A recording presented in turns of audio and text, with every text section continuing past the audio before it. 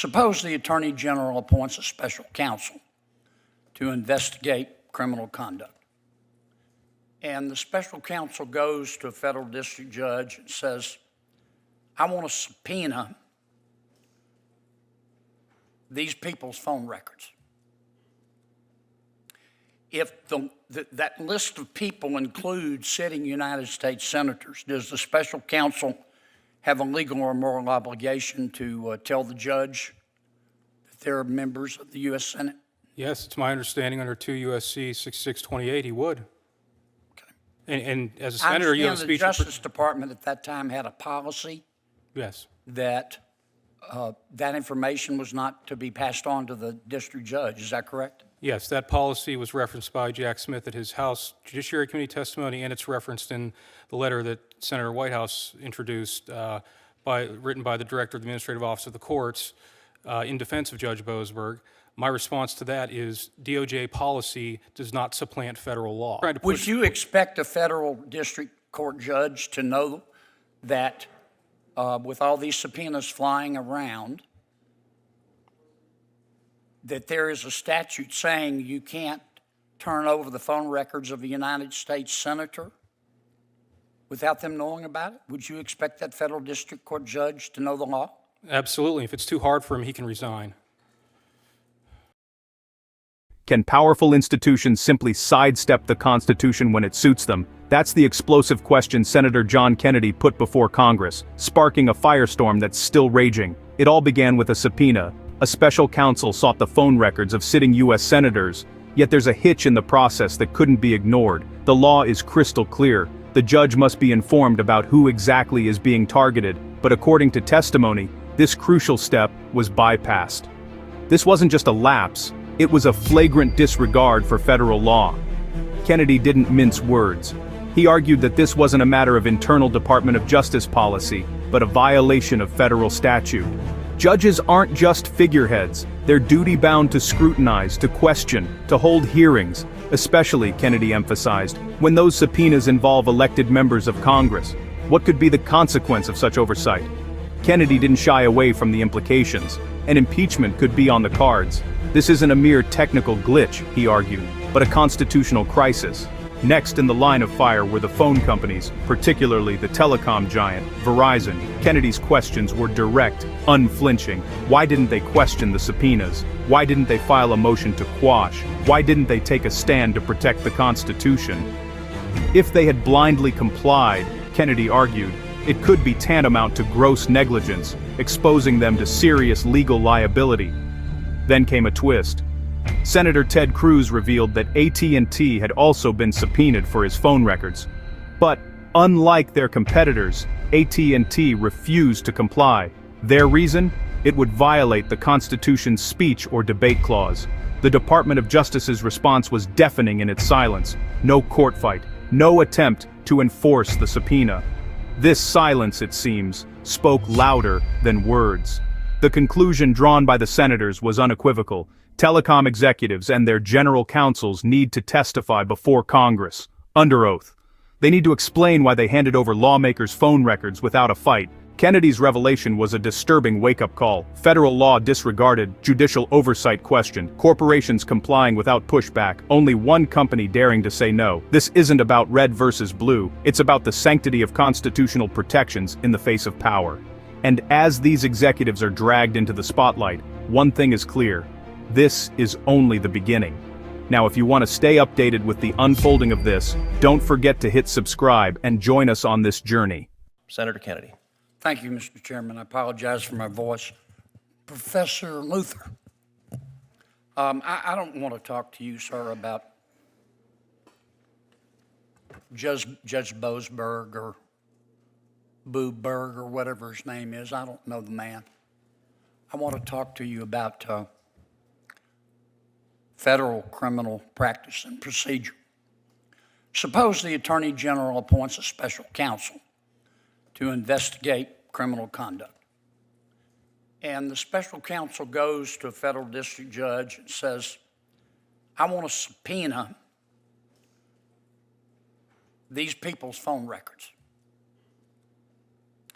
if that list of people includes sitting United States senators, does the special counsel have a legal or moral obligation to tell the judge that they're members of the U.S. Senate?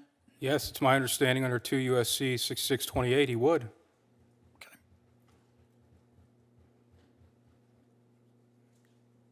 And as a I senator, you have a understand the speech. Justice Department at that time had a policy Yes. that that information was not to be passed on to the district judge. Is that correct? Yes, that policy was referenced by Jack Smith at his House Judiciary Committee testimony, and it's referenced in the letter that Senator Whitehouse introduced, written by the Director of the Administrative Office of the Courts in defense of Judge Boasberg. My response to that is DOJ policy does not supplant federal law. Okay. So if the special counsel in my hypothetical said what Mr. Smith allegedly said, which is the dog ate my homework, I couldn't do it because the DOJ had a policy. Does the federal judge in my hypothetical have a legal or a moral obligation to inquire? Yes. That's how can you enter an order without any facts? Should the federal judge in my hypothetical hold some sort of hearing as to why the special counsel in my hypothetical alleges that these people, including but not limited to sitting United States senators, would commit a federal crime of destroying evidence or tampering with witnesses? I think briefing would be an adequate place to start, ultimately culminating in a hearing. And I think Judge Boasberg should hold Jack Smith in contempt for not doing precisely that. I mean, Judge Boasberg's trying to push... Would you expect a federal district court judge to know that with all these subpoenas flying around, that there is a statute saying you can't turn over the phone records of a United States senator without them knowing about it? Would you expect that federal district court judge to know the law? Absolutely. If it's too hard for him, he can resign.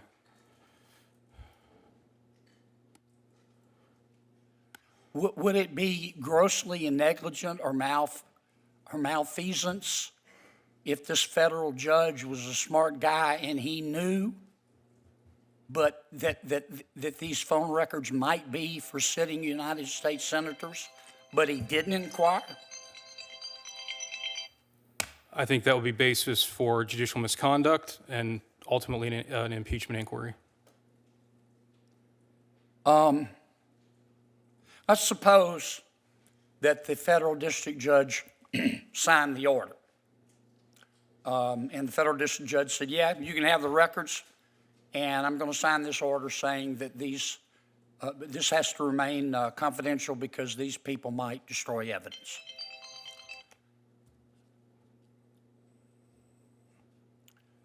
And let's suppose that the next stop for this special counsel was, let's just say, Verizon. Do you know a person by the name of Vandana Venkatesh?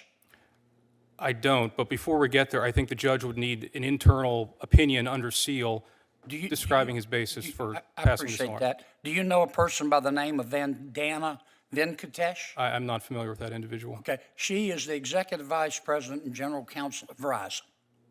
Did you know that? I did not. Well, sure you do. I just told you. Oh, Are you aware that last year she made $6.44 million? I am now. Yeah. She must be pretty smart, huh?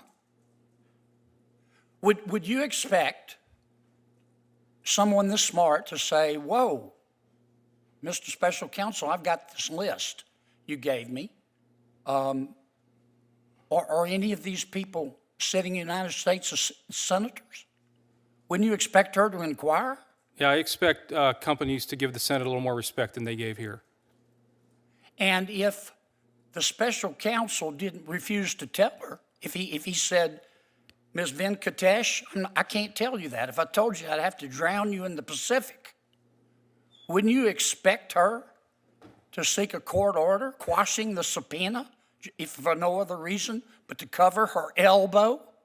I think the members here have a right to have expected that. And if she didn't do that, either out of ignorance, maybe she was tired from counting her money all day, I don't know. But if she didn't do that, would that be malpractice? I think it would be worse, Senator. As I mentioned in my written testimony, I think Judge Boasberg and Jack Smith subjected these service providers potential similar criminal or civil liability for not. But here's my point. In the situation I described, if the special counsel goes to these to the telephone companies, these are smart people. Their lawyers are paid a lot of money. They're supposed to be as smart as Professor Vladeck.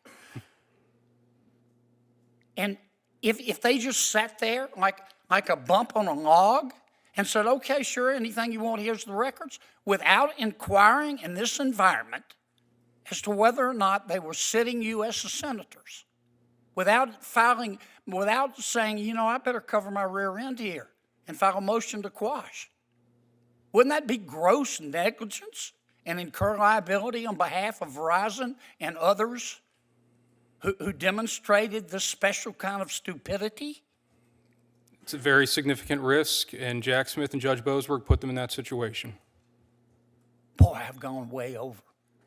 But then you did too, Cruz. Thank you, Mr. Chairman.